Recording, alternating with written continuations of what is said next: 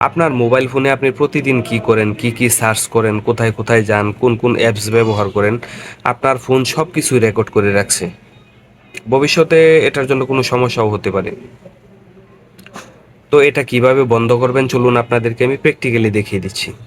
তো এরকম প্রয়োজনীয় এবং ইন্টারেস্টিং ভিডিও পেতে আমাদেরকে ফলো করতে পারেন, ইউটিউবে আমাদেরকে সাবস্ক্রাইব করতে পারেন এবং পরবর্তীতে যাতে ভিডিওটা দেখে দেখে আবার সেই কাজটা করতে পারেন তাই আপনার টাইমলাইনে শেয়ার করে রেখে দিতে পারেন।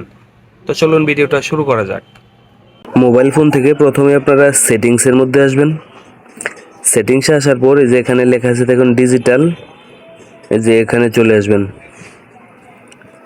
এখানে আসার পর এই যে উপরে দেখেন একটা লেখা আছে, এই যে থ্রি ডট আছে উপরে, এই যে সবার উপরে থ্রি ডটে একটা ক্লিক করে দিবেন। তো দেওয়ার পর যে লেখা আছে ম্যানেজ ইউর ডেটা, এখানে একটা ক্লিক করে দিবেন। তো দেওয়ার পরে যে ডেইলি ডিভাইস, এখানে একটা ক্লিক করে দিবেন। এটা অন করা আছে, এটাকে শুধু অফ করে দিবেন তাহলেই হয়ে যাবে।